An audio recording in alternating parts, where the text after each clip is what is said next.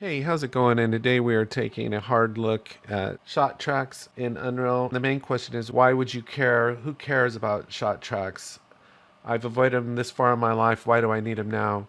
Well, once you get serious into filming in Unreal Engine, you're going to find that there's only a couple ways it can work. One way you could work is you could create a shot for each level sequence and then render that level sequence out, gather all those clips together in your video editing program and compile them all together and work with them that way. Or you could bite the bullet and get into shot tracks and see that this is really the best way to compile your scenes together.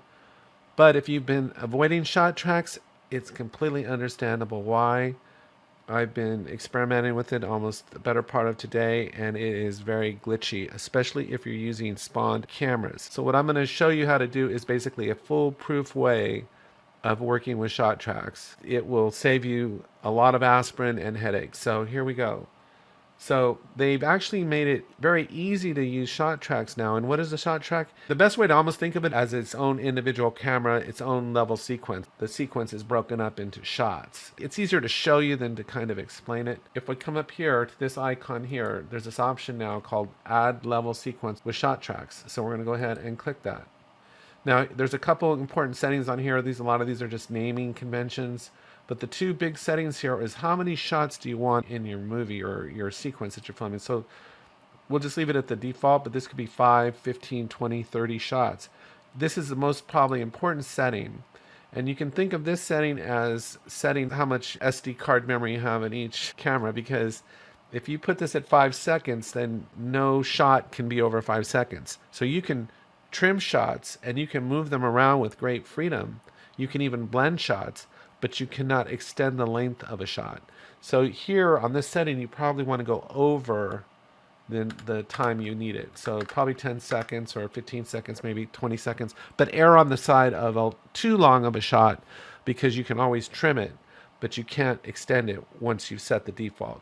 So what we're going to do is just go ahead now and create the level sequence with shots. There's something that's messed up with this, and I've experimented with this in a number of different ways, and it glitches out every single time. When it comes in originally, and this is one of the weaknesses of it, is every shot. So now we have our 5 shots, and they're already set up for us. And each one, you can click into each one, and it's like its own mini level sequence here, which is fantastic. And then you use this breadcrumb trail up here, or this folder, to navigate among the 5 shots. And you can see they're named 10, shot 10, 20, 30, 40, whatever. And then we click here to get back to the main sequence with everything in there. Once these shots are in here, this is what's fantastic about it, is you can just drag it down and you can move these around. And like I said, you can trim them, but you can't extend them. See that? I can't extend the length of that clip, but I can trim that clip. So that's why the time you set in the beginning is so important. But this is just the easiest way to assemble, edit whatever project it is, and then render this out, and then you can color correct it or whatever in your video editing program. But you probably want to do your rough assemble edit here versus trying to do it in your linear editor. Otherwise, you'd have one shot per sequence, which is going to get really cumbersome. So what I see here is the Cine camera has been spawned in. So let's click into this one, and we'll see our camera's there, no problem, right? Here's the problem. Come in here. It says it's there, but I have no way to control it. I can't set any keyframes or anything. There's no way for me to regain control over this. To me, it's a glitch, and there's no clear explanation. Yeah, you don't have control. So this is a problem. Just trust me by saying these spawned cameras are a problem. So you don't want to work with spawned cameras. So what can we do to rectify the situation? Well, here's what we're going to do. We're going to go and get a Cine camera up here and drag it onto the scene. And just like we might in real life or in a big production, we're going to just have a bunch of cameras. So I'm going to press Alt and just create 5 cameras, just like this. This is a much safer way to work. So now what I can do is just click into each shot, and we're just going to delete these spawn cameras out of there. Just get rid of them. Go into each shot. So this is a little bit of craziness to have to do this, but we do not want these spawn cameras. Trust me, I have been ripping my brains out for this whole thing.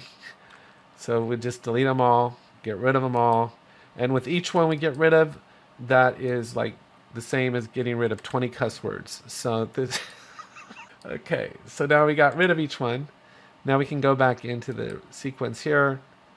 And what we do is we double click on this. This is the best and safest way to add the camera. You'll see it's missing its binding. The safest way to bind the camera is to right click and just select camera 2. I guess, is that camera 2? Which one is this?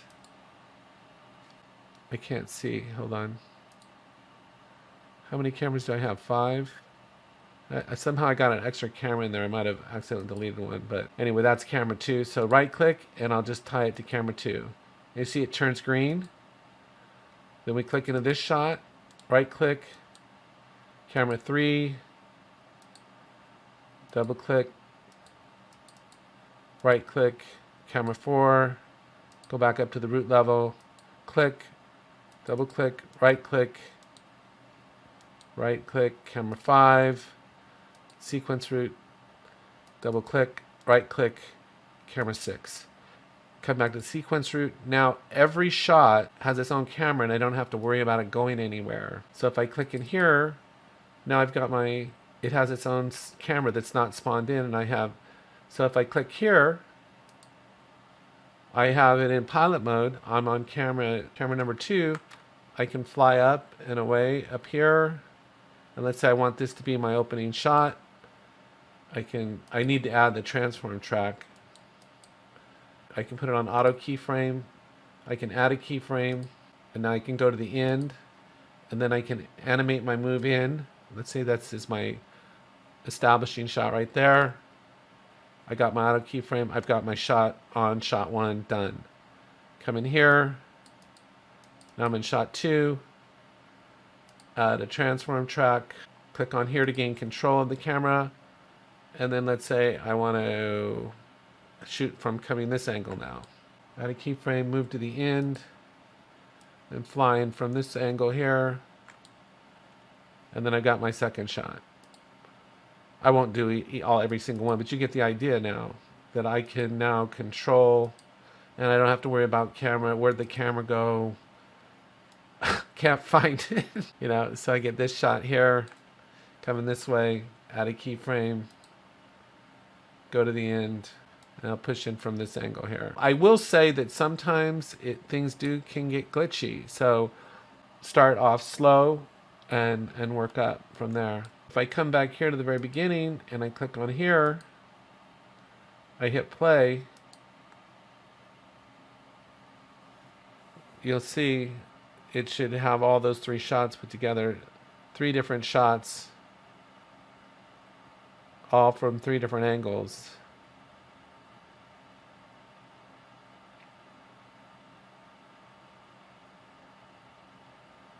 Now this one, I thought we animated this one. Hold on. Let's double click and see. Go back to the beginning. Click here. Fly up here. I'm just going to come in from a different angle now. So let's say I'm going to come in from this way. Right here. So we got to, let me delete this keyframe here. I'll just delete and start fresh. And then I'm just going to push in this way here. No, I mean, I'll start here. Sorry about that. Got to move my playhead first. Move it to there. And now let me push in. There. Okay. And if I come back here and hit play, go back to the beginning. Oh, I hit play here, sorry. There's our first shot.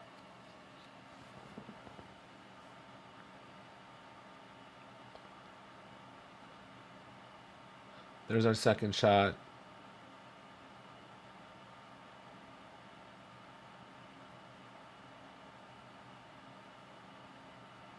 There's our third shot. And you get the idea. Now what's cool about this, if I hit stop, I can move these clips around now and I can trim them. I can do the rough assemble edit here very easily. So this is the way to work as far as I'm concerned. I can just render this whole thing out now. this whole project out as I normally would. So anyway, I hope you found this helpful. There's a lot more to it, so you need to go in and read the documentation, but at least this gives you a general idea of how you can get going with ShotTrack. Before you go, I just wanted to make a couple extra points, and I added this after I made the original 10 minutes of this video. If you go into the Unreal documentation, there is this mention of things called subsequences, and it's confusing because if you look at this sentence right here, it says within a sequence or subsequence, you can create shots. And so Unreal Engine in the documentation, sometimes they refer to shots as subsequences, but a shot is not a subsequence. So if you look down here, it says number of shots. It says set the number of subsequence assets to create. So a lot of times they'll use subsequence the same as a shot, but a shot is not the same as a subsequence. A shot is essentially a change of camera position. So when you're thinking of the sequencer, if you're thinking of 5 shots, really what you're saying is there's 5 times where the camera's going to change position. So think of a shot as a change in camera position. A subsequence is a level inside of a level. Subsequences allow you to nest levels inside of levels, and so that can become its own rabbit hole. So I don't recommend getting into subsequences until you're really comfortable with everything, because it does get confusing because you're talking about levels inside of levels. But a subsequence is different from a shot. I just wanted to make that point. The other thing I wanted to make clear is that in the example I told you that you could bring in 5 different cameras. Well, you could just do the same thing with just one camera. You don't need to have 5 separate cameras. The reason I said 5 cameras is it might be you have one camera on a crane, or you have one camera on a rail, or you've got one camera, I don't know, in some special location or something like that. And so you could do 5 different shots with just the same camera. So when we went in here and we were going into the shots and adding the cameras, we could just add, instead of adding one camera for each shot, we could have just added the same camera to all 5 shots. So we didn't need to have 5 cameras, but I was saying 5 cameras just because you might have one camera on a rail rig, you might have one on a crane. You could just do it all with one camera. That's what I'm trying to say. So you could just go and set it up all with one camera. And that is very easy to do. The last point I wanted to make is that when we were setting it up initially, we dragged the 5 cameras onto the scene. Another way to do it is you could just come in here and right click. So like here I am on the main sequence, right?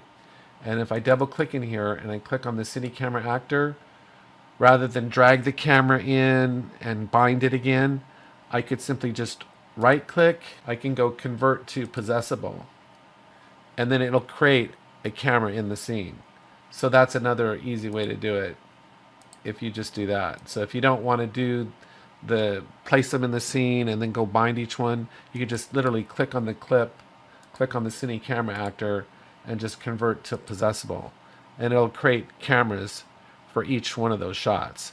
That's almost a faster way to do it. There's different ways you can do the same thing, but most important, just know that you could do 5 different shots with the same camera. You don't need 5 separate cameras. I just wanted to make sure you understood that. And that's all I had. So take care, have a great day, and I'll talk to you next time.